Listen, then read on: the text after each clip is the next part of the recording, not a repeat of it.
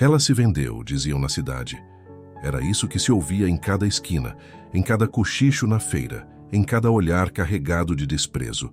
Para todos, ela havia feito um acordo vergonhoso. Por dinheiro, por interesse, por ambição. Mas o que ninguém sabia é que aquela escolha escondia um sacrifício que poucos teriam coragem de fazer. Antes de continuar, comenta aí de que cidade você está assistindo. Um preço alto pago não com dinheiro, mas com a própria dignidade. Era assim que repetiam. Era assim que julgavam. Até poucos meses antes, ninguém reparava nela. Era apenas mais uma jovem simples, criada entre dificuldades, acostumada a ajudar em casa, a dividir o pouco que tinham e a sorrir mesmo quando a vida apertava. Morava numa casa pequena, de paredes gastas pelo tempo, onde o cheiro de café fraco se misturava ao da preocupação constante. Ali vivia com a mãe adoentada e o irmão mais novo que dependia dela para quase tudo. Desde cedo ela aprendeu que amar naquele lugar significava resistir. O problema começou quando a doença da mãe piorou. Os remédios ficaram mais caros, as consultas mais distantes e o pouco que entrava já não dava para sustentar a casa. O irmão, ainda jovem demais para entender o peso das contas, observava em silêncio, percebendo apenas que a irmã estava cada vez mais calada. À noite, quando todos dormiam, ela ficava sentada à mesa, encarando papéis, contas atrasadas e um medo que não ousava dividir com ninguém. Foi nesse cenário que surgiu a proposta. Não veio com gritos nem ameaças diretas. Veio disfarçada de solução. Um acordo simples, segundo diziam. Algo que resolveria todos os problemas de uma vez. Quando ela ouviu pela primeira vez, sentiu o estômago revirar. Disse não. Depois disse talvez. Por fim, o silêncio falou mais alto. Não porque fosse fraca, mas porque sabia exatamente o que estava em jogo. Na cidade, a notícia correu rápido. Rápido demais. Antes mesmo que ela pudesse entender o peso da decisão, já estavam apontando o dedo. Interesseira, diziam. Sempre foi assim. Outros afirmavam que ela só estava esperando uma chance. Ninguém perguntou o porquê. Ninguém quis ouvir. Era mais fácil julgar do que admitir que, naquele lugar, escolhas raramente eram livres. Ela tentou seguir com a rotina. Ajudava a mãe, cuidava do irmão, evitava sair de casa. Mas a cidade não deixava esquecer. No mercado, as conversas paravam quando ela chegava. Na igreja, os bancos ao lado ficavam vazios. O peso da vergonha que colocaram sobre ela parecia maior a cada dia. Ainda assim, ela se mantinha firme, repetindo para si mesma que aquilo tinha um motivo que ninguém conhecia, um motivo que, se revelado cedo demais, poderia destruir tudo. Havia noites em que chorava em silêncio, com medo de não aguentar até o fim. Em outras, olhava para o irmão dormindo e encontrava forças para continuar. Era por ele, sempre foi. E pela mãe, que mesmo fraca, apertava a mão da filha como se soubesse que havia algo errado, mas sem forças para perguntar. Enquanto isso, quem fez o acordo caminhava livremente pela cidade, respeitado, cumprimentado, sem nunca ser questionado. Afinal, naquela terra, o poder sempre teve mais voz do que a verdade. E a verdade, naquele momento, estava presa dentro dela, esperando a hora certa de vir à tona. Se você está ouvindo essa história agora, comenta aí de onde você está assistindo. Talvez essa cidade não seja tão diferente da sua, porque às vezes o maior julgamento não acontece nos tribunais, mas nas ruas. E o verdadeiro motivo de uma escolha quase nunca é o que parece. No dia seguinte, a cidade acordou com a história correndo mais rápido que o sino da igreja. Na venda, na fila do pão, no tanque de lavar roupa, o nome dela vinha sempre acompanhado do mesmo veneno. Se vendeu. Diziam que foi escolha fácil, que trocou o corpo por conforto, que sabia muito bem o que estava fazendo. Ninguém perguntava o que estava em risco. Ninguém queria ouvir a parte que não dava espetáculo. Ela caminhava pelas ruas, sentindo os olhos pesarem mais que o sol do meio-dia. Não abaixava a cabeça, mas por dentro carregava um nó que não se desfazia. Em casa, o silêncio era diferente. A mãe falava pouco, como quem economiza forças. O irmão, deitado no quarto escuro, respirava curto, cada dia mais fraco. A doença avançava sem pedir licença, e o remédio custava mais do que eles tinham, mais do que jamais teriam. Foi ali, naquele quarto abafado, que o acordo começou a tomar forma. Não foi num sussurro de tentação, foi num cálculo cruel. Quanto vale um corpo quando a vida de alguém depende disso? Ela tentou outras saídas. Pediu ajuda a quem prometera rezar. Bateu em portas que só se abriram para olhar de cima. Ouviu sermão de moral de gente que nunca passou fome. Quando a ameaça de despejo chegou, escrita num papel amarelado e pregado na porta, entendeu que o cerco havia fechado. Não era só a doença, era a rua. Era a vergonha pública. Era o medo de ver a mãe sem teto e o irmão sem chance. Foi então que ele apareceu. Um homem conhecido na região, respeitado por uns, temido por outros. Não levantou a voz. Não precisou. Falou como quem oferece solução, não como quem pede. Disse que podia resolver tudo. O tratamento, a dívida, a casa. Em troca, queria apenas a presença dela. Nada escrito, nada dito em voz alta. O tipo de acordo que não deixa prova, só marca. Ela não respondeu na hora. Pediu uma noite. Chorou sozinha, sentada no chão do quarto, olhando para o irmão dormir inquieto. Pensou em fugir. Pensou em morrer. Pensou em tudo, menos em ser julgada por quem nunca pisaria naquele chão. Na madrugada, tomou a decisão que mudaria para sempre o jeito como a cidade a veria e o jeito como ela passaria a se ver. No dia seguinte, saiu cedo. O sol ainda não tinha vencido a neblina quando atravessou a estrada de terra sem olhar para trás. Não foi levada à força, foi caminhando. Cada passo era um pedaço da própria dignidade colocado em risco, não por desejo, mas por necessidade. Quando voltou, horas depois, a cidade já tinha escolhido a versão mais fácil da história. A mentira confortável sempre vence a verdade difícil. O remédio chegou naquela mesma semana. O despejo foi suspenso. O irmão começou a reagir. A mãe chorou de alívio. E ela? Ela virou assunto. Virou exemplo torto. Virou aviso para outras moças. Mas ninguém viu o que custou. Ninguém perguntou o preço real pago naquela negociação silenciosa. O que a cidade ainda não sabia é que acordos feitos no desespero carregam consequências que ninguém controla. E que aquele homem tão seguro de si havia cometido um erro grave ao subestimar quem age por amor.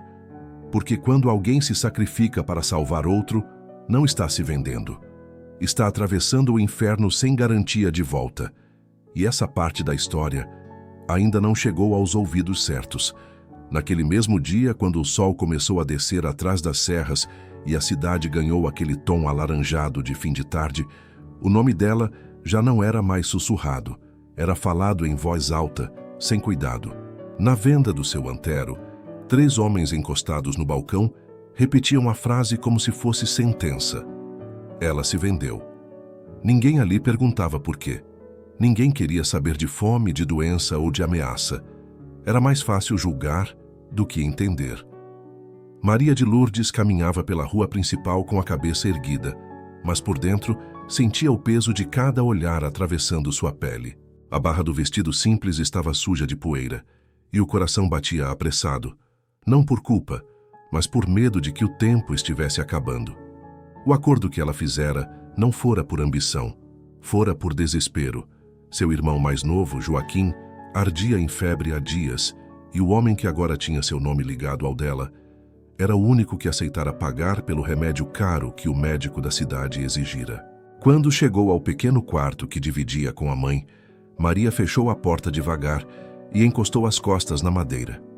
A mãe, Dona Francisca, estava sentada na beira da cama, rezando baixinho, o terço já gasto pelo uso constante.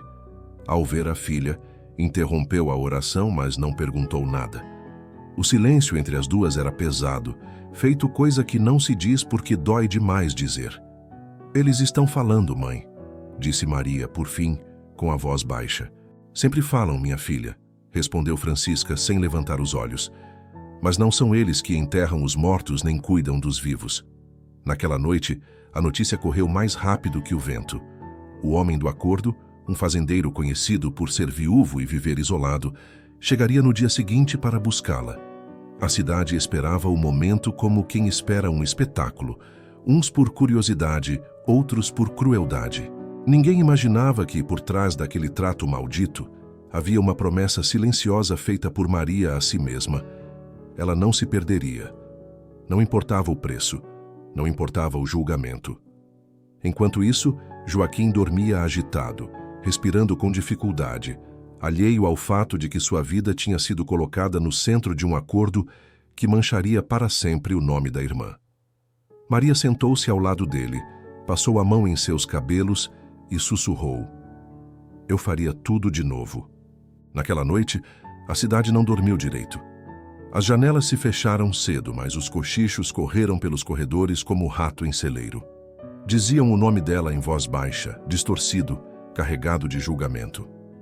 "Ela se vendeu", repetiam, como se a frase fosse explicação suficiente para qualquer crueldade.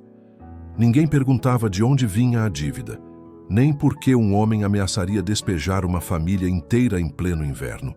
A história precisava de um vilão simples, e ela servia bem ao papel. Na casa pequena da Rua do Poço, a lamparina tremia. A mãe sentava à mesa, mãos inchadas de tanto lavar roupa alheia, tentando esconder a tosse que piorava quando o frio apertava. No quarto do fundo, o irmão respirava curto, febril, chamando por água a cada intervalo de silêncio. Ela entrou com a bacia, trocou o pano da testa dele e sorriu. Um sorriso que doía mais do que chorar. "Vai passar", disse sem saber quando. Prometer alívio era a única moeda que ainda tinha. Do lado de fora, passos pararam por um segundo. Ela reconheceu o jeito de andar antes mesmo da batida na porta. O homem não entrou. Ficou no batente, chapéu na mão, como quem sabe que atravessar aquele limiar custaria mais do que dinheiro. Falou baixo, direto, sem rodeio. O prazo acabava ao amanhecer. Ou o acordo se confirmava, ou a casa não seria mais deles. Não houve ameaça explícita, mas o peso das palavras era suficiente. Ela assentiu. Não por submissão, mas por cálculo. Cada hora a mais era um gole de água, um comprimido, um dia vivo. Quando a porta se fechou, ela encostou a testa na madeira e deixou o ar sair devagar. Pensou na praça, nos olhos que a mediriam, no rótulo pronto. Pensou também no irmão, que naquele instante dormia um sono curto, mas dormia. Escolha limpa não estava disponível. O que havia era a menos suja possível. Ao amanhecer, a cidade acordou com rumor. A notícia correra antes do sol. Na venda, pararam de falar quando ela passou. Na bica, desviaram o olhar. Uma mulher murmurou algo sobre vergonha. Um homem riu sem humor. Ela caminhou reta, sem acelerar o passo. Não devia explicações a quem nunca perguntou nada quando a fome bateu à porta. Na praça, o acordo tomou forma de espetáculo. Não houve assinatura, mas houve testemunhas. O homem anunciou que pagaria a dívida e garantiria remédio e médico. Ela ouviu tudo calada, porque palavra demais naquele momento seria interpretada como confissão. Quando alguém perguntou por que aceitara, ela respondeu apenas: porque alguém precisava continuar respirando. A frase caiu estranha, como pedra em água rasa. Alguns riram, outros se calaram. O que ninguém viu foi o gesto discreto do farmacêutico, entregando os frascos sem cobrar. Nem a mão do médico que prometeu voltar. Nem o vizinho que deixou um saco de carvão na porta à noite. Pequenas fissuras começaram a surgir no muro do julgamento. À tarde, ela voltou para casa com as sacolas. A mãe chorou sem fazer barulho. O irmão abriu os olhos e pediu pão. Ela riu de alívio. Naquele instante, a cidade inteira poderia chamá-la do que quisesse. Dentro daquele quarto, havia prova suficiente de que o acordo não fora venda, fora socorro. Ainda assim, o preço viria. O homem deixou claro que o trato tinha regras, e a principal era o silêncio. Quanto menos falarem, melhor, disse.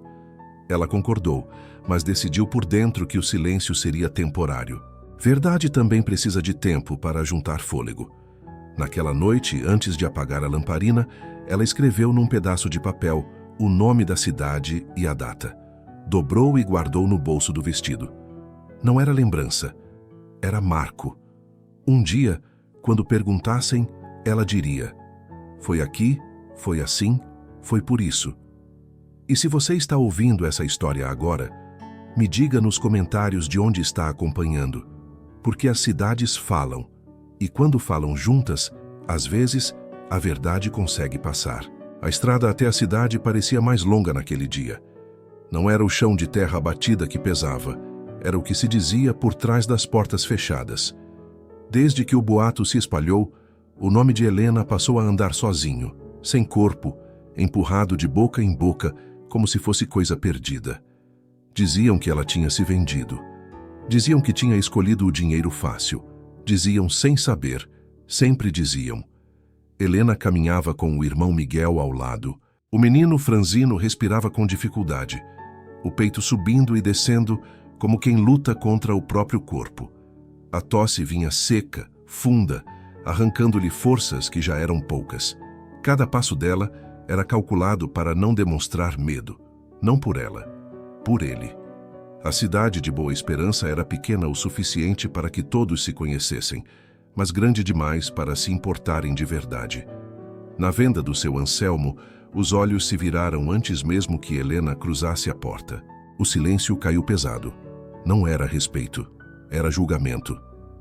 É ela, cochichou alguém, sem se dar ao trabalho de baixar a voz. Helena fingiu não ouvir. Aproximou-se do balcão, pediu o remédio que o médico da cidade vizinha havia indicado semanas antes. O boticário hesitou, não por falta de dinheiro. O dinheiro estava ali dobrado com cuidado na mão dela.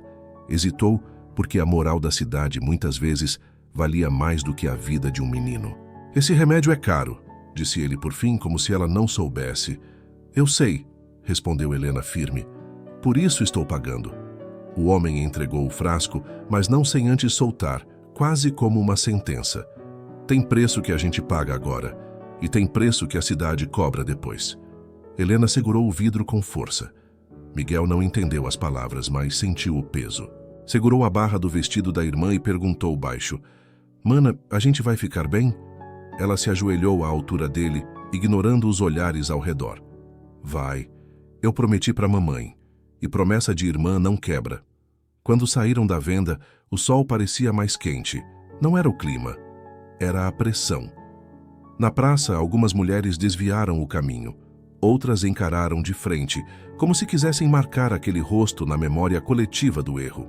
Helena sentou-se no banco de madeira, abriu o remédio e contou as doses. Cada gota era um dia a mais de esperança.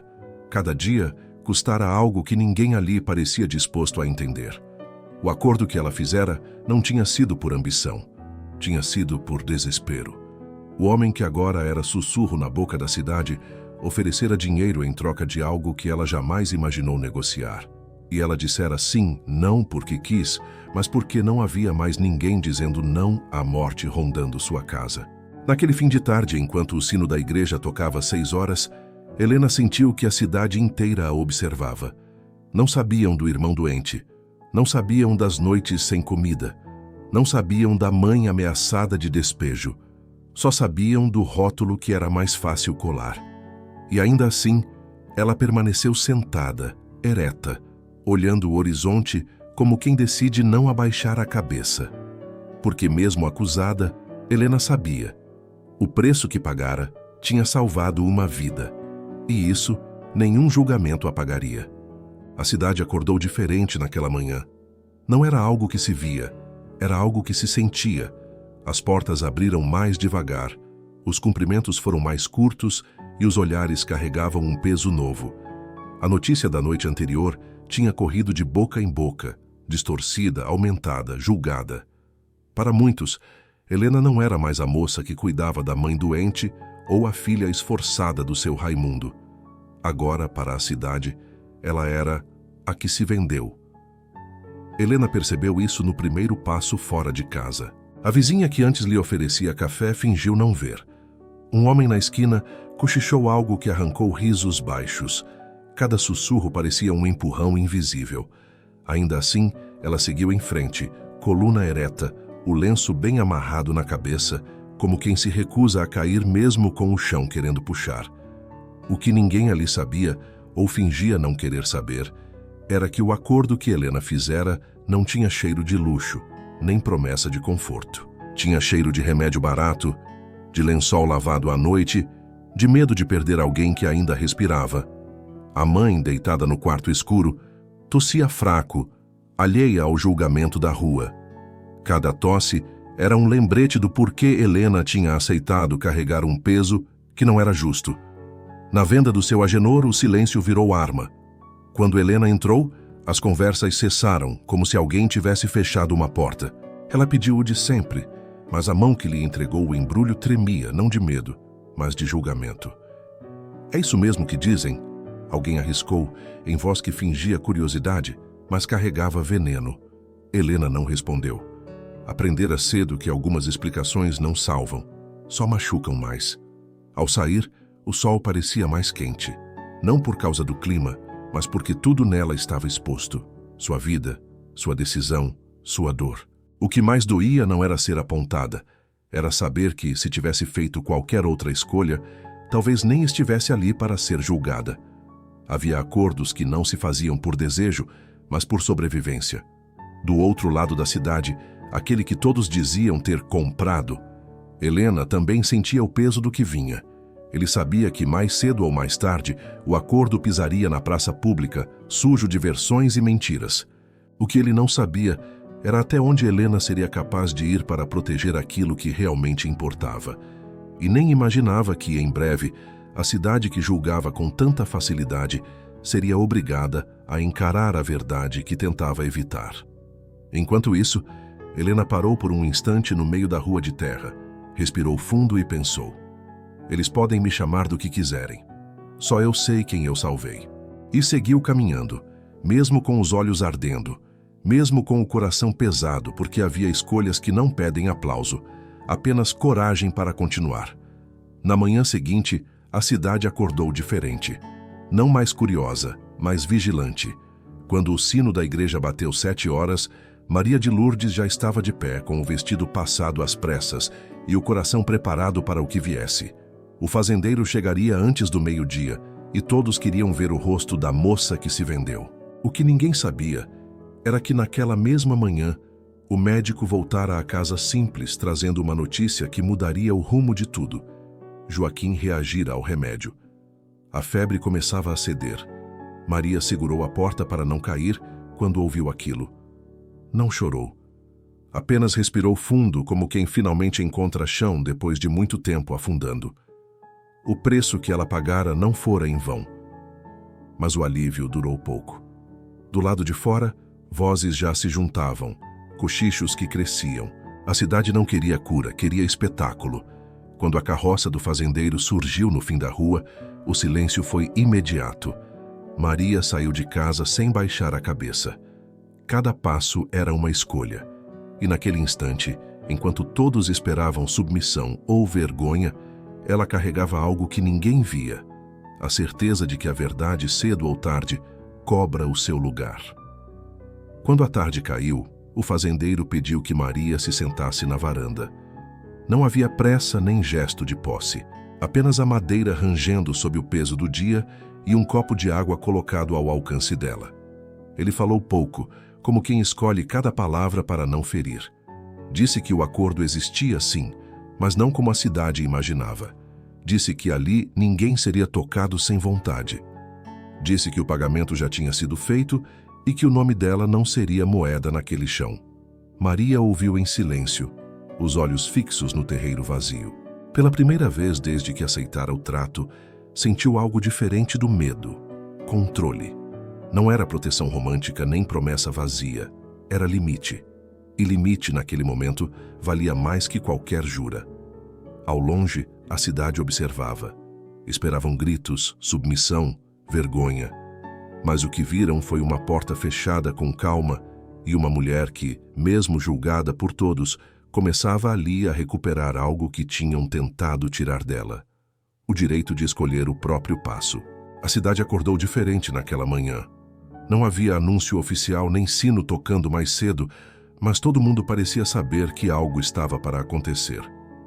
Era o tipo de dia em que as janelas se abrem devagar e os cochichos começam antes mesmo do café esfriar.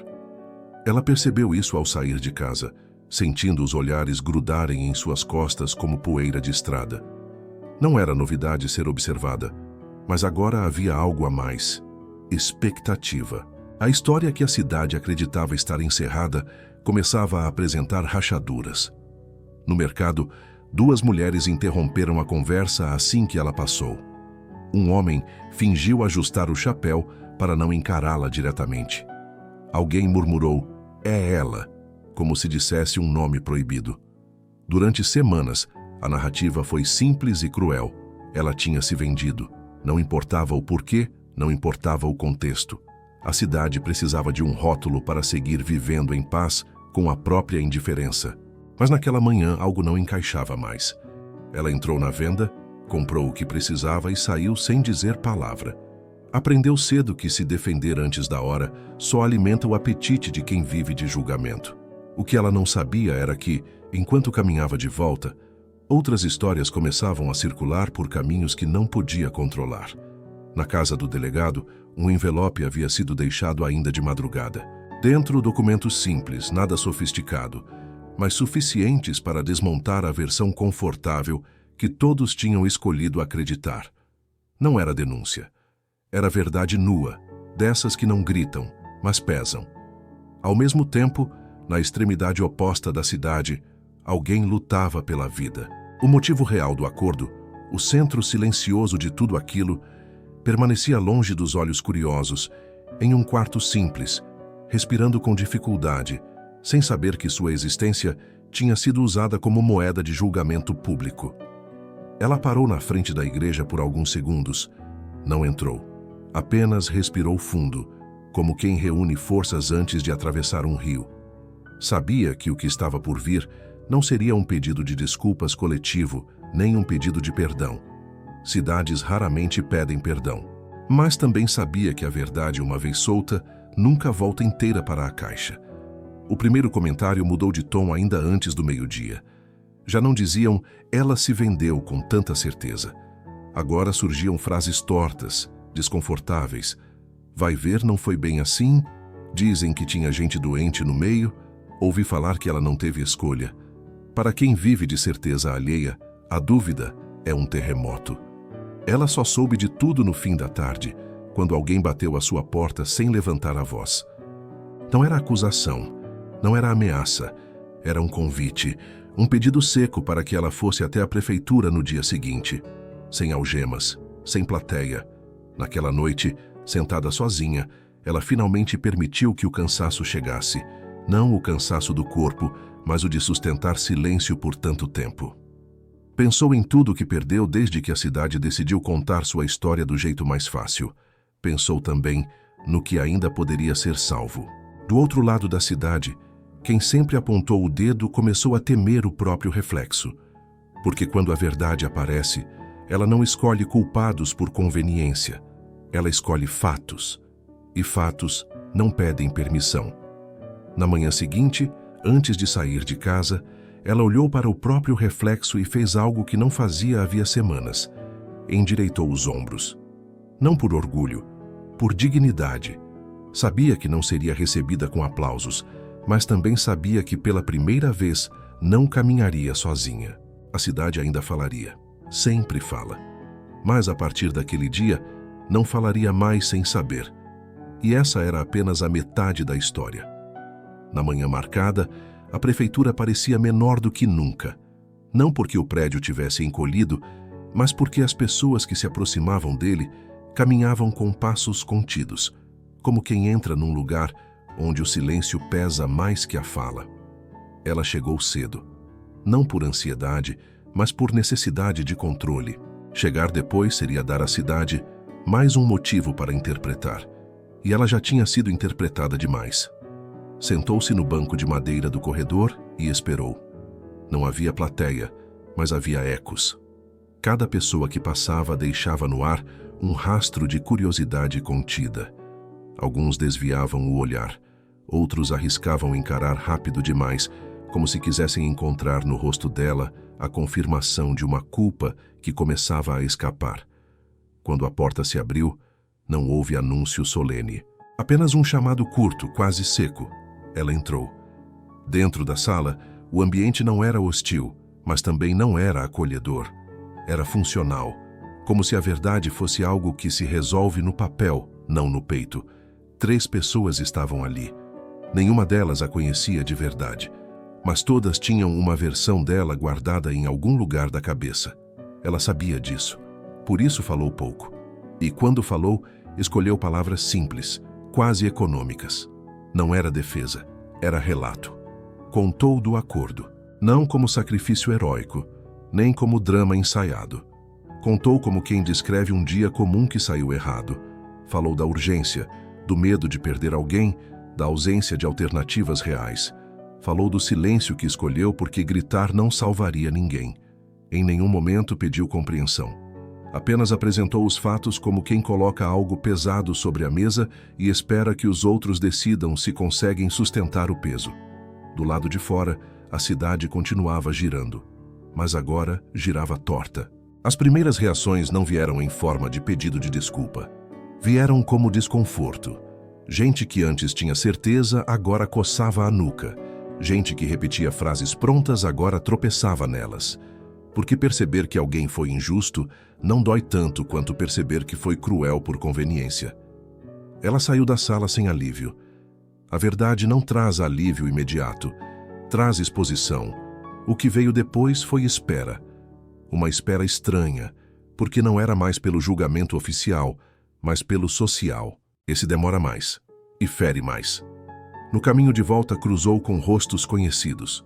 Alguns baixaram os olhos, outros fingiram naturalidade. Uma mulher, a mesma que semanas antes tinha atravessado a rua para não passar perto, agora apenas assentiu com a cabeça.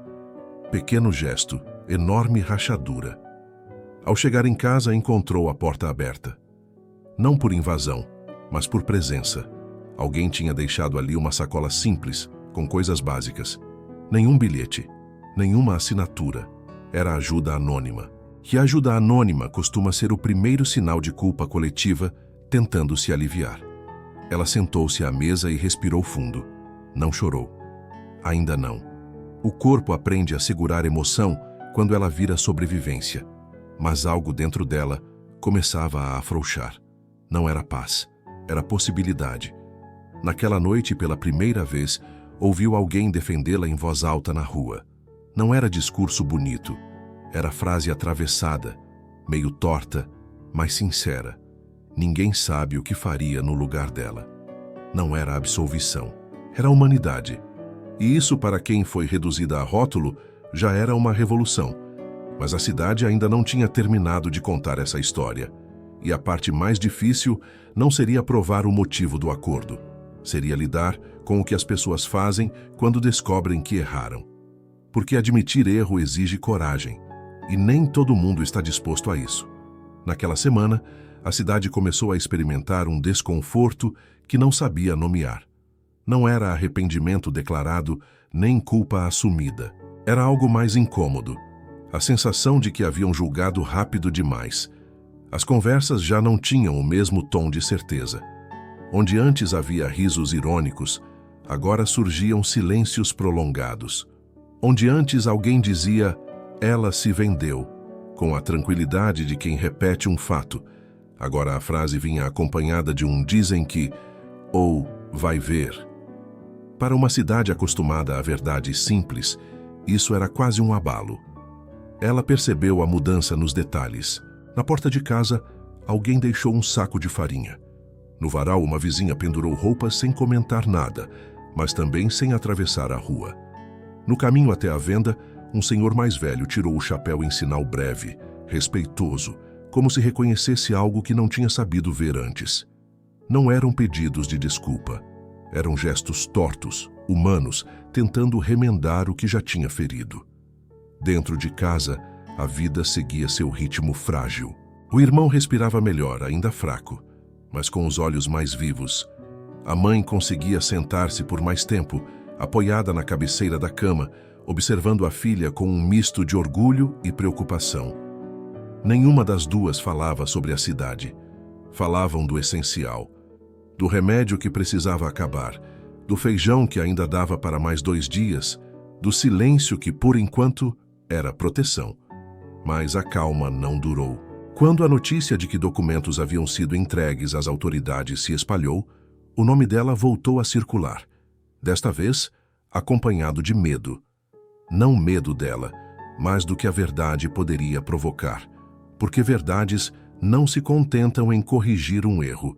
Elas expõem sistemas inteiros. E naquela cidade, muita coisa se sustentava no costume de não perguntar demais. Um grupo se reuniu na praça ao entardecer. Não era protesto declarado, nem apoio aberto. Era inquietação. Alguém dizia que aquilo tudo iria trazer problema.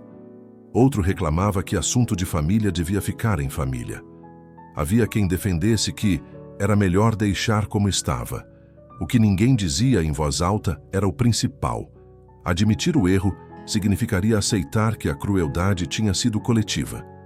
Ela soube da reunião por terceiros. Não foi. Ficou em casa preparando o caldo ralo, cuidando do irmão, ouvindo o barulho distante de vozes que não a chamavam pelo nome, mas ainda falavam dela. Pela primeira vez, não sentiu vontade de se explicar.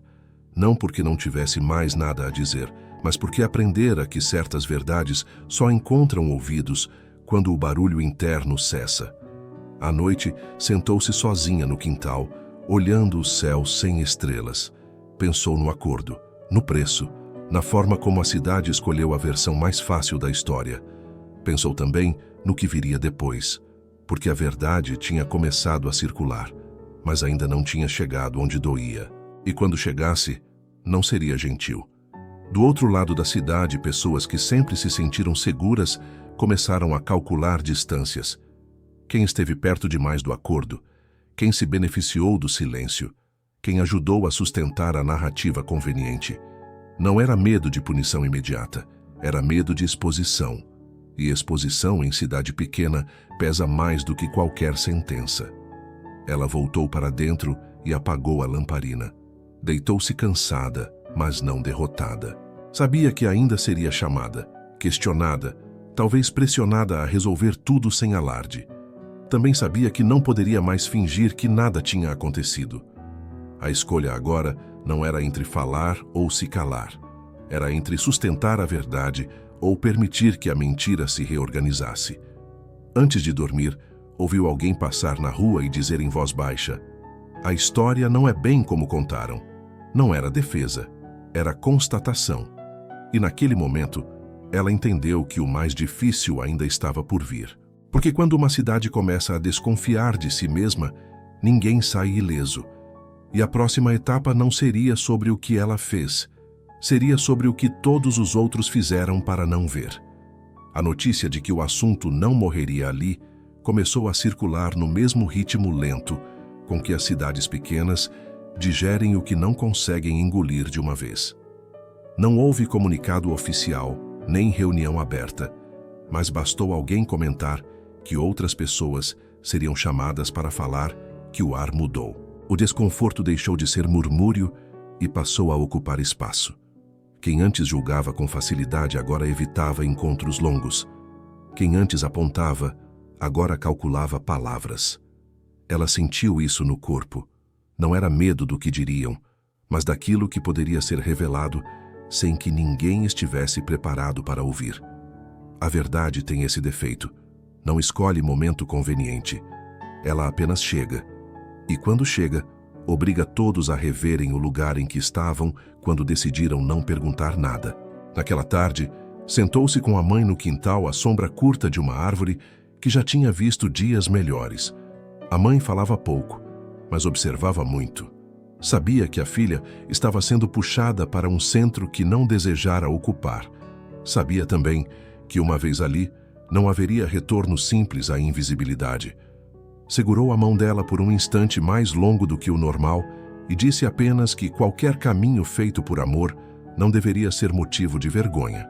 Não era conselho, era reconhecimento. Do outro lado da cidade, as peças começaram a se mover. Pessoas que haviam intermediado favores, facilitado silêncios ou lucrado com o costume de não se envolver, sentiram o chão escorregar. Não porque fossem culpadas de tudo, mas porque tinham sido convenientes demais para serem inocentes. E conveniência, quando exposta, pesa. Um nome específico começou a surgir com mais frequência do que deveria. Não era o dela. Era de alguém que sempre esteve perto do acordo, sem jamais aparecer no centro da história. Um nome repetido com cuidado, como se tivesse força própria. Não se tratava de vingança, era consequência. Ela foi chamada novamente, desta vez para esclarecer pontos que ninguém tinha se dado ao trabalho de perguntar antes. As perguntas eram objetivas, quase frias, como se quisessem retirar emoção do que nunca foi só razão. Ela respondeu com a mesma calma de quem já atravessou o pior. Não acrescentou drama, não tirou peso, apenas alinhou fatos. Quando saiu, percebeu que não era mais a única sendo observada.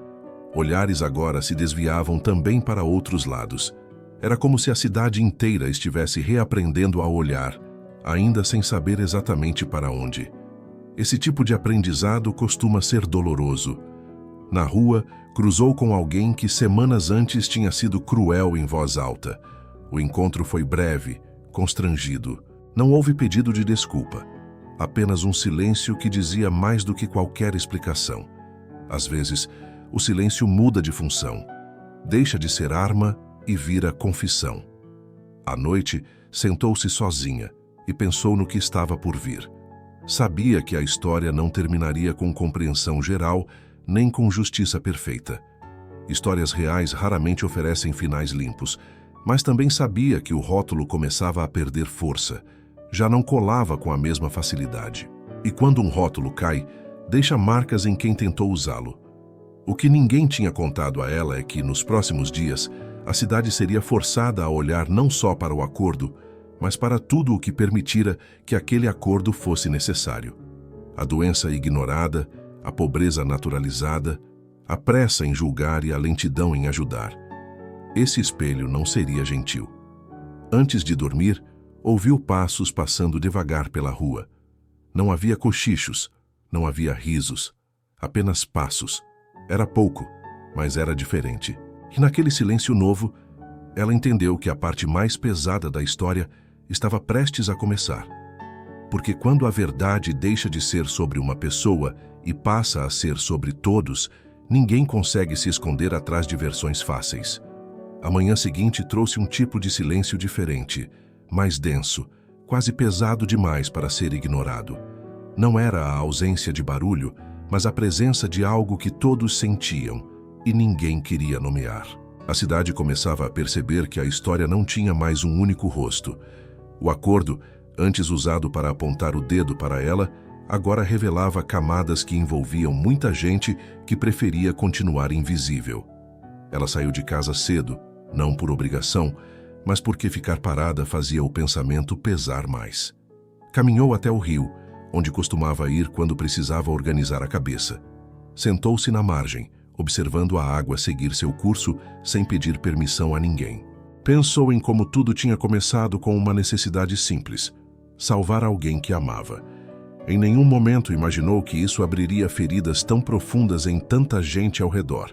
Enquanto isso, na cidade, os comentários ganhavam novos tons. Já não eram só sobre ela. Eram sobre quem sabia e se calou, sobre quem se beneficiou do silêncio, sobre quem preferiu repetir uma frase pronta a estender a mão. Pequenas verdades iam surgindo, desconfortáveis, obrigando cada um a rever o próprio papel. E isso assustava mais do que qualquer acusação direta. Na venda, 2 homens discutiam em voz baixa. Um dizia que não era bem assim. O outro reclamava que isso tudo só vai trazer confusão. Nenhum deles falava do sofrimento envolvido, apenas do incômodo que a verdade causava. Porque para muitos justiça é aceitável enquanto não exige mudança. Ela voltou para casa perto do meio-dia e encontrou a mãe sentada à mesa, segurando um papel dobrado. Era uma convocação simples, pedindo que comparecessem a uma reunião comunitária naquela noite. Não era intimação oficial, mas também não era convite amigável. Era a cidade tentando resolver o que tinha criado, do jeito que sempre fazia, reunindo todo mundo para decidir o destino de alguém. O coração apertou, mas ela não recuou. Sabia que aquele momento chegaria. sabia também que não podia mais se esconder atrás do silêncio. Não porque devia explicações, mas porque a verdade, uma vez acordada, não aceita ser empurrada de volta para o escuro. À noite, a praça estava cheia, não como em dias de festa, mas como em dias de tensão. As pessoas se agrupavam em pequenos círculos, falando baixo, olhando ao redor para ver quem ouvia. Quando ela chegou acompanhada da mãe, o burburinho diminuiu. Não cessou, apenas se conteve. Era o mesmo espaço onde antes tinha sido julgada sem defesa. Agora era o espaço onde todos teriam que ouvir. Alguém tomou a palavra, falando em esclarecer os fatos, em evitar fofocas, em seguir em frente. Palavras bonitas, vazias. Quando perguntaram se ela queria dizer algo, o silêncio caiu pesado. Ela respirou fundo antes de falar. Não levantou a voz. Não acusou ninguém. Apenas contou mais uma vez o motivo real do acordo. Não pediu pena, não buscou aplauso. Falou porque era hora. Alguns desviaram o olhar. Outros apertaram os lábios. Houve quem balançasse a cabeça em negação. Não porque não acreditasse, mas porque aceitar aquilo significava admitir que tinham sido cruéis sem necessidade. E isso dói mais do que qualquer mentira. Quando terminou, não houve reação imediata. Nenhum murmúrio, nenhum comentário atravessado. Apenas silêncio. Um silêncio pesado, desconfortável, que não podia ser ignorado nem preenchido com frases prontas. Era o tipo de silêncio que obriga a pensar. Ela voltou para casa exausta, mas com a sensação de que algo tinha mudado de lugar. Não estava resolvido, longe disso. Mas a história já não pertencia apenas à cidade. Pertencia a quem teve coragem de ouvir e a quem ainda teria que aprender. Naquela noite, antes de dormir, pensou que o julgamento mais difícil não era o público, era o interno. E esse ninguém podia evitar para sempre. A praça amanheceu vazia no dia seguinte à reunião. Não vazia de pessoas, mas de coragem. Aqueles que costumavam ocupar os bancos desde cedo agora preferiam ficar nas calçadas, próximos às próprias portas, como se precisassem de uma rota de fuga rápida, caso alguém perguntasse demais. A cidade inteira parecia andar em círculos, evitando o centro, evitando o assunto, evitando olhar de frente para o que tinha sido dito em voz alta. Ela percebeu isso logo cedo, quando saiu para buscar água. Antes, a presença dela provocava comentários atravessados. Agora, provocava silêncio. Não era respeito, era constrangimento. O tipo de silêncio que nasce quando a certeza cai e não há outra pronta para colocar no lugar. Alguns ainda tentavam sustentar a versão antiga, mas ela já não se encaixava direito. A história tinha adquirido peso, e peso não se move com facilidade. Na porta de casa, encontrou um bilhete simples, escrito às pressas, sem assinatura. Dizia apenas que nem tudo o que fora falado na praça tinha sido honesto, e que havia gente disposta a contar o que sabia, desde que não ficasse sozinha nisso. Não era promessa, nem apoio firme. Era medo tentando virar coragem. Ela dobrou o papel com cuidado e guardou no bolso do vestido. Sabia que aquele tipo de mensagem não vinha por acaso. Ao longo do dia, outros sinais apareceram. Um comentário interrompido na venda quando ela se aproximou. Um olhar rápido demais quando alguém mencionou o acordo perto da igreja. Uma frase solta, dita como quem testa o chão antes de pisar. Talvez a culpa não seja só dela. Pequenas rachaduras, quase imperceptíveis, mas suficientes para mostrar que a estrutura do julgamento começava a ceder. Dentro de casa, a mãe observava tudo em silêncio. Sabia que a filha estava sendo empurrada para um lugar que não escolhera, mas do qual já não podia escapar. À tarde, comentou que pessoas tinham perguntado pela saúde do menino, não por bondade pura, mas porque agora a doença deixava de ser detalhe incômodo e passava a ser parte central da história. Quando o sofrimento ganha nome e rosto, fica mais difícil fingir que não existe. O menino, ainda fraco, pediu para sentar no quintal. Queria ver o céu. Ela levou a cadeira, ajeitou o cobertor e ficou ali ao lado, ouvindo a respiração dele ganhar ritmo aos poucos. Aquela cena simples valia mais do que qualquer argumento. Era a prova viva do porquê de tudo. E ainda assim, não garantia compreensão. No fim da tarde, alguém bateu à porta. Não foi surpresa, mas também não foi alívio. Era uma mulher da cidade, conhecida por falar demais quando tinha plateia e se calar quando precisava se posicionar. Agora estava ali, sozinha, olhando para os próprios pés. Disse que queria esclarecer umas coisas. Falou baixo, atropelando palavras, confessando que sabia mais do que tinha dito antes, que tinha visto papéis, ouvido conversas, entendido pedaços que preferira ignorar. Não pediu perdão, pediu proteção. Queria contar, mas tinha medo das consequências. Ela ouviu tudo sem interromper. Não prometeu nada além do que podia cumprir, que a verdade não seria usada como vingança, mas também não seria abafada para manter conforto alheio. A mulher assentiu, aliviada e assustada ao mesmo tempo. Antes de sair, disse algo que ficou ecoando. A gente se acostuma a errar quando todo mundo erra junto. Quando a noite caiu, a cidade parecia suspensa. Não havia festa, não havia briga, apenas a sensação de que algo tinha sido mexido no fundo e ainda estava subindo. Ela sentou-se à mesa e releu o bilhete da manhã.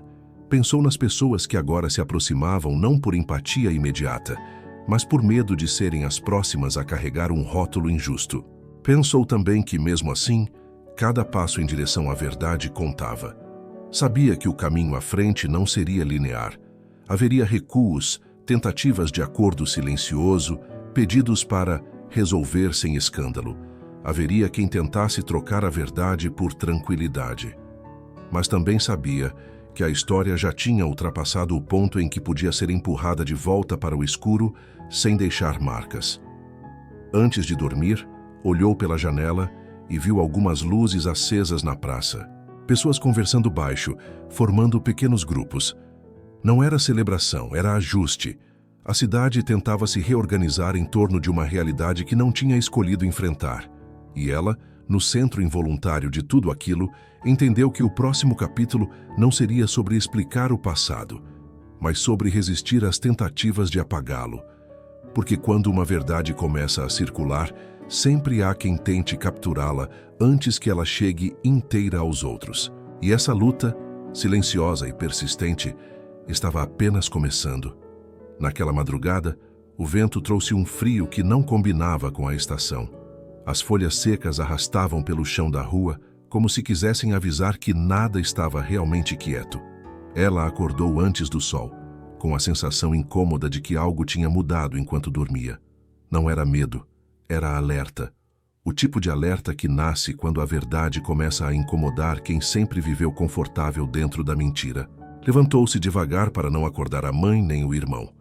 Olhou o menino dormindo, o peito subindo e descendo com mais regularidade do que semanas atrás, e sentiu uma pontada de alívio misturada com cansaço. Aquela melhora era o motivo de tudo, e, paradoxalmente, também era o que mais expunha a injustiça do julgamento que carregara sozinha. Se ele estava vivo, era porque alguém tinha feito o que ninguém mais quis fazer. Quando saiu de casa, percebeu que não estava mais invisível. Pessoas observavam de dentro das janelas, não com desprezo aberto, mas com uma curiosidade cautelosa, quase temerosa. Já não sabiam como se comportar diante dela. O rótulo tinha rachado, mas a cidade ainda não tinha aprendido outro jeito de olhar. Na venda, o assunto morreu antes de começar. Alguém iniciou uma frase e desistiu no meio. Outro fingiu procurar troco por tempo demais. Ela comprou o que precisava e saiu, sentindo que, pela primeira vez, o silêncio não era totalmente contra ela. Ainda assim pesava, porque silêncio também pode ser covardia quando evita assumir o erro. Mais tarde, chegou a notícia de que novas pessoas seriam ouvidas, não oficialmente, não com convocação pública, mas em conversas discretas, portas fechadas, encontros rápidos. A cidade tentava controlar os danos, resolver sem barulho, abafar antes que o assunto ganhasse forma demais. Era o velho hábito de empurrar verdades incômodas para debaixo do tapete coletivo. Ela soube disso por alguém que não costumava se aproximar. Uma mulher simples, conhecida por nunca se meter em nada, apareceu à tarde, segurando o avental com as mãos trêmulas. Disse que tinha visto coisas, não detalhes chocantes, mas gestos, conversas, movimentos estranhos na época do acordo. Disse que não achava justo que tudo recaísse sobre uma pessoa só. Não pediu nada em troca, apenas avisou.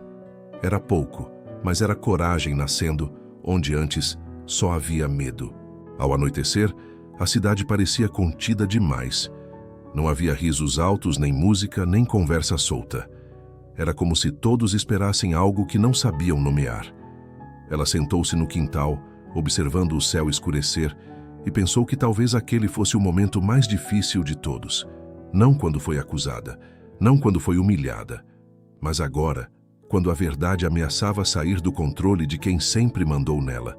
Sabia que em breve surgiriam propostas, acordos novos, convites para resolver em particular, pedidos para poupar nomes, poupar famílias, poupar a imagem da cidade.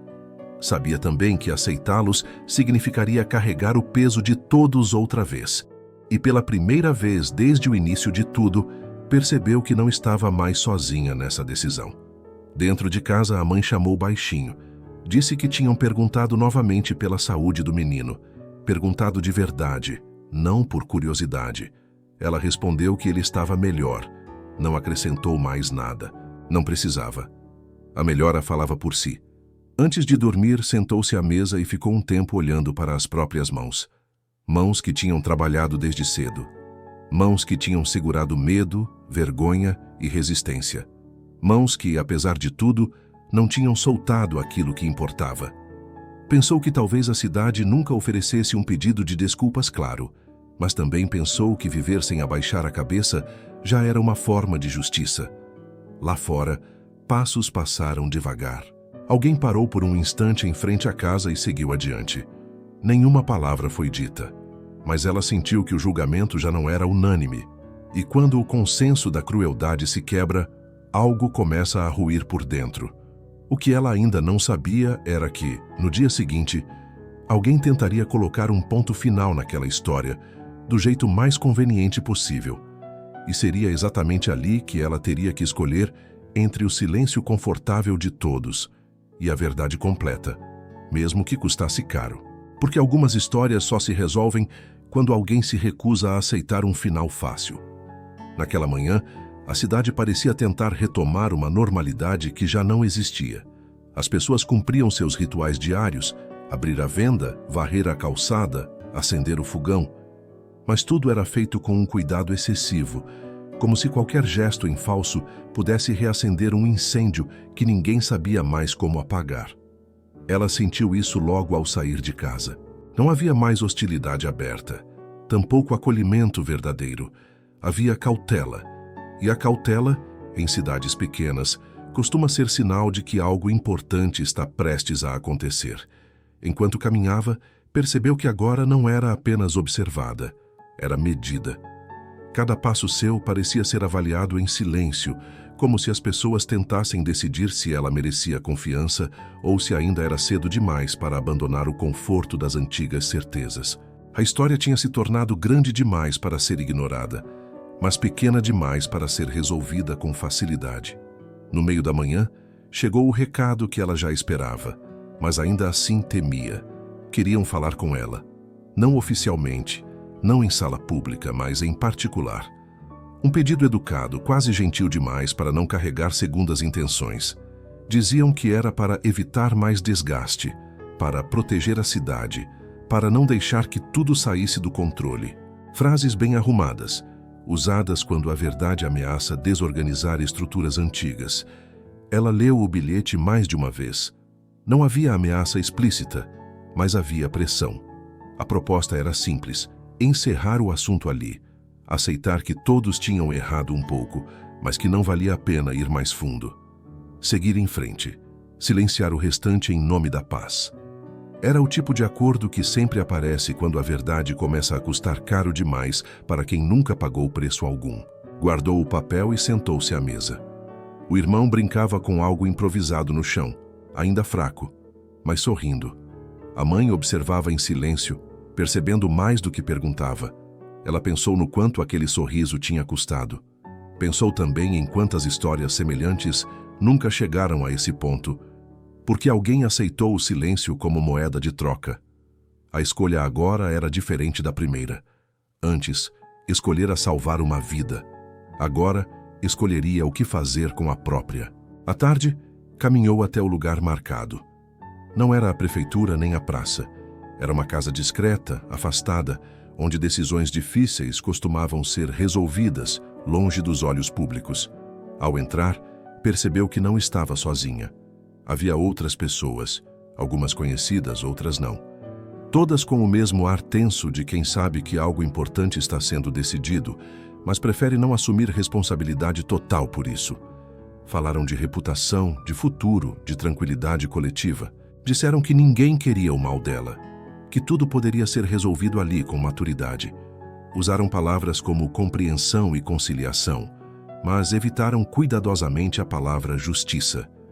Porque justiça implica reconhecer erros de forma clara.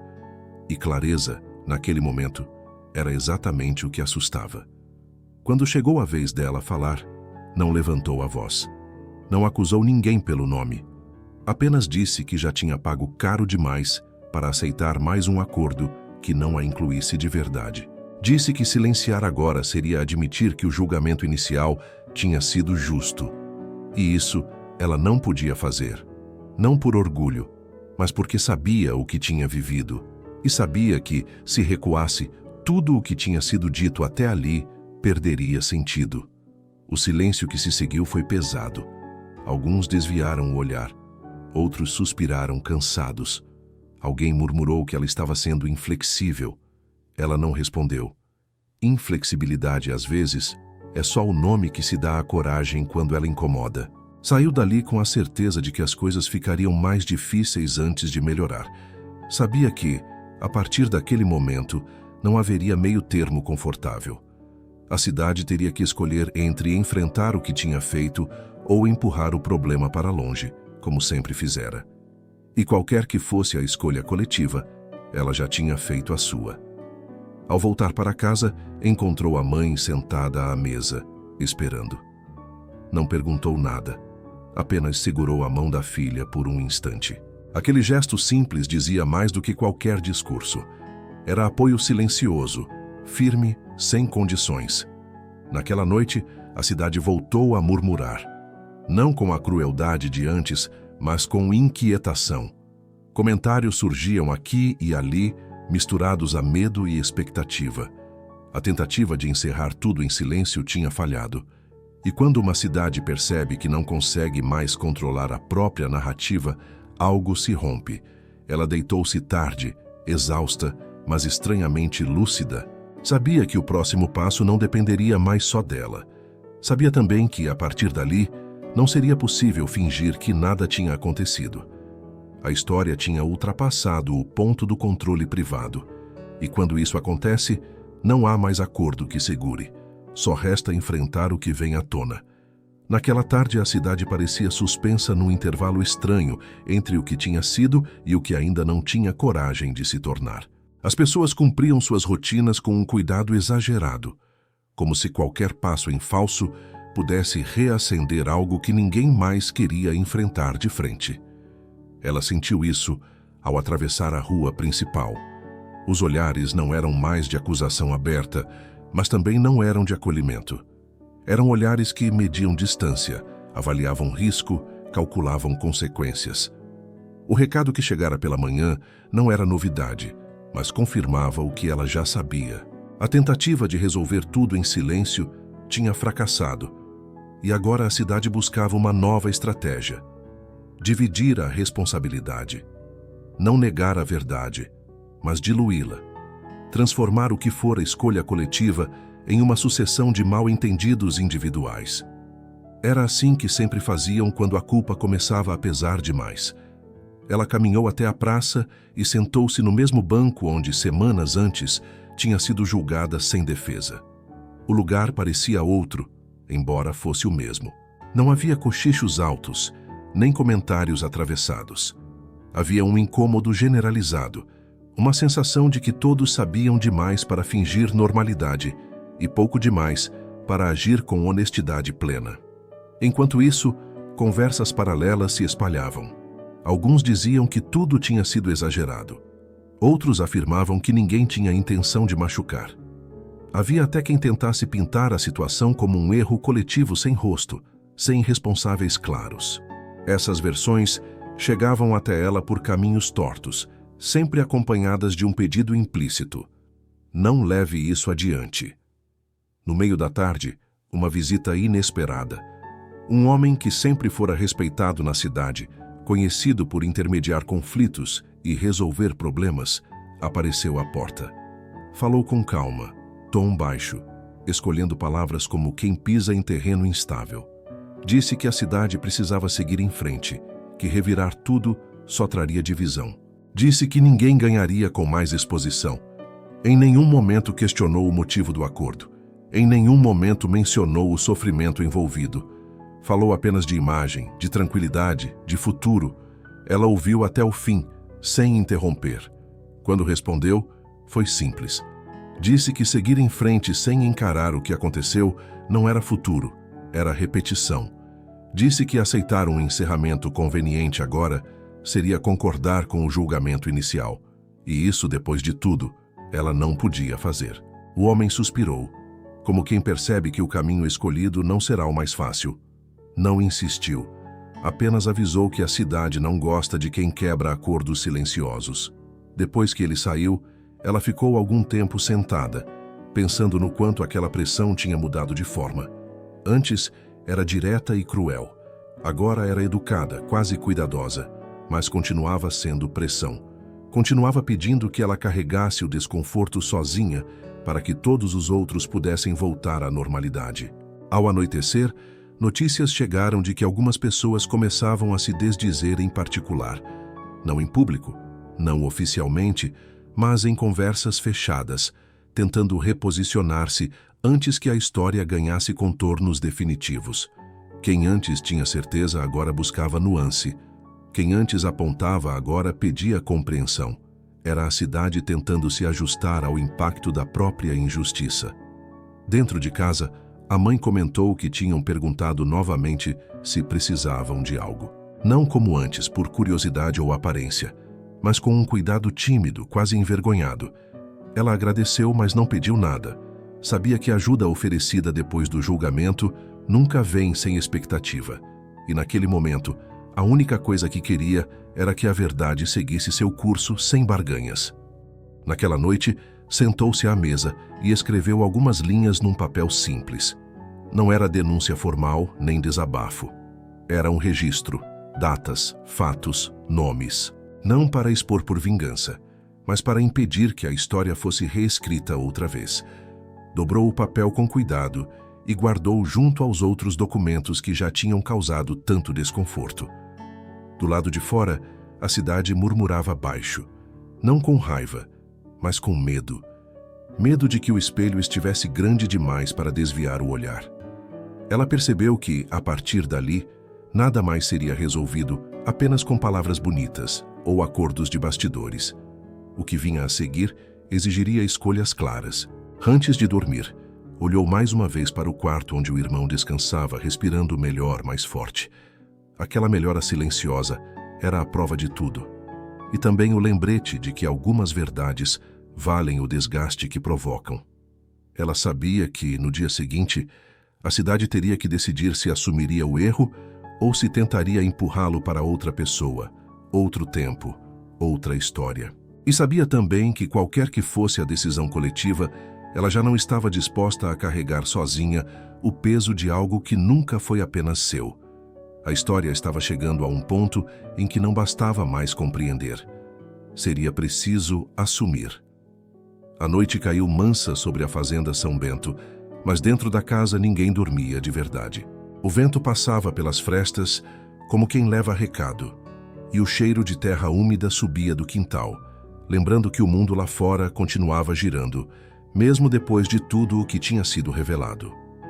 Maria Clara sentou-se à mesa da cozinha com o caderno aberto, mas não escreveu. Pela primeira vez desde que chegara ali, não sentia urgência em registrar a dor. Havia um cansaço diferente, um cansaço de quem atravessou algo grande e ainda não sabe onde o corpo vai repousar. João ficou encostado no batente da porta. respeitando o silêncio dela, como quem respeita um luto que começa a cicatrizar. Lá fora, Severino fazia a ronda com passos firmes. Pedro tinha recolhido a viola cedo demais, como se a música precisasse esperar a poeira baixar de vez. Dona Isaura, na sala, dobrava panos com cuidado exagerado, o mesmo cuidado de quem tenta manter a casa inteira quando o coração ainda está reorganizando os móveis por dentro. O baú, agora aberto, já não rangia. Parecia finalmente em paz, como se tivesse cumprido seu papel. Maria respirou fundo e quebrou o silêncio. Disse que o que mais doía não era o que tinham feito com ela, mas o tempo em que acreditou na versão da cidade.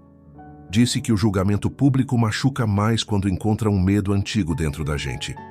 João ouviu sem interromper, os olhos baixos, as mãos cruzadas. Quando falou, foi simples. Disse que também carregara por anos uma culpa que não era só dele, mas que aceitara como se fosse, porque o mundo costuma empurrar esse peso para quem fica vivo. Disse que aprendera tarde que silêncio não é sempre proteção. Às vezes, é só medo bem educado. A conversa não virou promessa, nem plano. Virou chão. Maria levantou-se, caminhou até a janela e olhou o pasto iluminado pela lua. O cavalo marrom dormia em pé, tranquilo, como se soubesse que aquela casa finalmente tinha parado de sangrar. Ela pensou na mãe, no pai, na cidade que ainda cochicharia por muito tempo. Pensou também que, pela primeira vez, não precisava provar nada para ninguém, nem para João, nem para o passado. Antes de se recolher, Maria voltou à mesa e escreveu poucas linhas no caderno com letra firme. Hoje a verdade falou alto, mas não gritou, e eu fiquei inteira para ouvir. Fechou o caderno, apagou a lamparina e caminhou até o quarto. Do corredor, João apagou a última luz. Não como sentinela, mas como alguém que confia que aquela casa já sabia se proteger sozinha. A noite seguiu, não como ameaça, mas como descanso. A noite caiu pesada sobre Santa Helena, como se a cidade inteira tivesse decidido prender a respiração. Depois do depoimento no cartório, ninguém dormiu direito. As casas mantinham as janelas fechadas cedo demais, as lamparinas apagadas antes da hora e até os cachorros pareciam latir com cuidado. Na fazenda São Bento, o silêncio não era vazio, era alerta. Maria Clara sentia isso no corpo. Não era medo puro, era aquela sensação estranha de que algo antigo estava prestes a se quebrar de vez. Ela estava sentada à mesa da cozinha, girando devagar a caneca entre os dedos, quando João entrou sem fazer barulho. O rosto dele carregava um cansaço diferente, não só de vigília, mas de anos que finalmente começavam a cobrar resposta. Ele não falou nada de início. Apenas se sentou à frente dela, apoiou os cotovelos na mesa e respirou fundo, como quem se prepara para atravessar um rio gelado. A cidade não vai aceitar isso fácil, ele disse por fim, em voz baixa. Tem gente que construiu a própria importância em cima do medo. Quando o medo acaba, sobra o vazio. Maria levantou os olhos devagar. Eu sei. Já estão dizendo que eu fiz tudo isso por interesse, que agora virei heroína porque convém. João cerrou o maxilar. É sempre assim. Quando uma mulher escolhe, dizem que ela calculou. Nunca que ela resistiu. Ela deu um meio sorriso triste. Chamaram meu silêncio de culpa. Agora, chamam minha coragem de jogo. Do lado de fora, Severino atravessava o terreiro com passos firmes, conferindo cada sombra. Pedro tinha levado o cavalo marrom para a baia mais próxima da casa, como se o animal também precisasse estar protegido. Dona Isaura rezava baixo no quarto, não pedindo milagre, mas firmeza. Na cidade, Nicanor passava a noite em claro na cela improvisada da delegacia. O homem que sempre mandara agora só escutava. Escutava o ranger da porta, o pigarro do guarda, o próprio pensamento batendo nas paredes. Pela primeira vez, não havia dinheiro que comprasse saída rápida. E isso o enfurecia mais do que qualquer acusação. Na madrugada, um boato correu rápido demais para ser acaso. Diziam que tudo aquilo era exagero, que o depoimento de Adalto tinha sido forçado, que Maria Clara havia sido instruída, que João Batista era apenas um homem solitário tentando limpar o próprio nome às custas de uma moça. A cidade começou a se dividir. Metade cochichava, metade observava. Ninguém ficava neutro quando a verdade ameaça antigos acordos. Ao amanhecer, Maria decidiu ir à vila com João. Não para se explicar, mas para existir à luz do dia. Caminhou pelas ruas de cabeça erguida, sentindo os olhares pesarem como pedras. Algumas mulheres desviavam o rosto. Outras observavam em silêncio, como se no fundo quisessem coragem emprestada. Um homem cuspiu no chão quando ela passou. Uma criança sorriu sem entender nada. Na venda de seu onofre, o burburinho parou por um segundo. Maria sentiu o coração acelerar, mas não recuou. Foi ali, naquele mesmo chão, que haviam decidido o destino dela, sem perguntar. Agora, ela estava ali por escolha própria. Eu não me vendi, ela disse sem gritar, mas alto o bastante para ser ouvida. Eu negociei tempo para salvar quem eu amava. Se isso é pecado, eu carrego. O silêncio que veio depois não foi de aprovação nem de rejeição. Foi de impacto, porque ninguém ali podia dizer que faria diferente se estivesse diante da mesma fome, da mesma ameaça, do mesmo desespero. João ficou ao lado dela, sem tocar, apenas presente. E esse gesto simples dizia mais do que qualquer discurso. Naquela tarde, o delegado Arcanjo mandou chamar João. A perícia de Belo Horizonte tinha confirmado não só a falsificação das promissórias, mas ligações antigas entre Nicanor e outros nomes respeitados da região. Gente grande, gente que preferia a história enterrada. Quando João voltou para a fazenda, o céu estava pesado de chuva. Ele encontrou Maria no alpendre, olhando o horizonte escurecer. Isso vai mais longe do que a gente pensava, ele disse. E quando mexe com gente grande, a reação costuma ser feia. Maria respirou fundo. Eu não volto atrás. Eu sei. Ele assentiu. E é por isso que agora não tem mais volta. O primeiro trovão cortou o céu. A chuva começou grossa, batendo forte no telhado. Dentro da casa, cada um ocupou seu lugar como se fosse instinto antigo. Não era só uma tempestade de água. Era o anúncio de que o último muro estava prestes a cair. E enquanto Santa Helena se encolhia sob a chuva, algo ficava claro, mesmo para quem não queria admitir. A história que começou como julgamento estava perto de virar confronto. E depois disso, nada ficaria exatamente como antes. A casa da Fazenda São Bento amanheceu diferente naquele dia.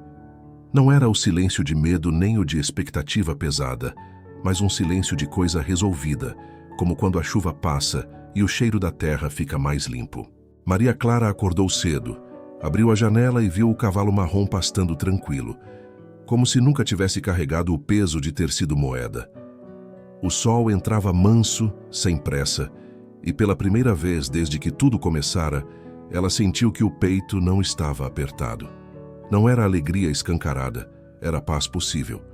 João Batista já estava de pé, ajeitando uma cerca caída no fundo do pasto, não porque fosse urgente, mas porque trabalho simples ajuda a cabeça a se organizar.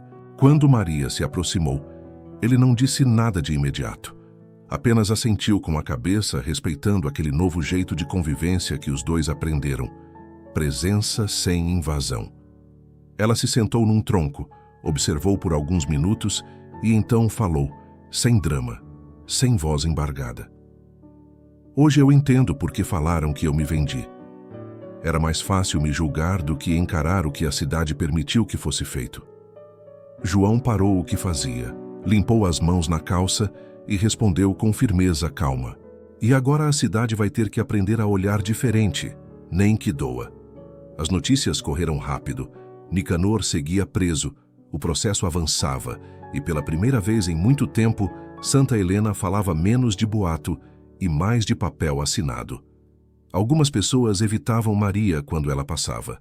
Outras, timidamente, baixavam a cabeça em sinal de respeito. Comadre Lúcia apareceu numa tarde com um saco de laranjas e um pedido de desculpa atravessado na garganta. Maria aceitou, não por bondade excessiva, mas porque aprendeu que seguir em frente também é um jeito de justiça. Naquela noite, sentados na varanda, João e Maria dividiram café quente e silêncio bom. Ele falou do futuro da fazenda, dos planos de arrumar o celeiro, de contratar mais gente da região. Ela falou do que queria aprender, de estudar mais, de talvez um dia escrever tudo aquilo num caderno que não fosse só dela. Nenhuma promessa exagerada foi feita, nenhuma palavra maior do que o momento. Apenas decisões pequenas, sustentáveis, que não machucavam. Antes de entrar, Maria parou e olhou para a estrada que levava à cidade. Pensou na menina que saiu de casa carregando culpa que não era dela. Pensou na mulher que voltou inteira, não absolvida por todos, mas firme o bastante para não precisar mais de absolvição. Se alguém ainda dissesse que ela se vendeu, que dissesse. A verdade não precisava mais gritar. Ela existia, documentada, vivida e sentida. No quarto, antes de apagar a lamparina, Maria escreveu a última linha no caderno. Não fui salva por dinheiro nem por homem nenhum. Fui salva quando alguém respeitou minha escolha e eu aprendi a respeitar a minha própria história. Do lado de fora, o cavalo marrom relinchou baixo como se concordasse. A fazenda adormeceu inteira, sem feridas abertas, e naquela casa, finalmente, ninguém era mercadoria. Tudo ali era gente. E agora me conta, você que ouviu essa história até o fim, de onde está assistindo? Já viu alguém ser julgado sem que ninguém quisesse ouvir o motivo? Escreve aí nos comentários. Às vezes, contar de onde a gente vê o mundo também ajuda a mudar a forma como ele é contado.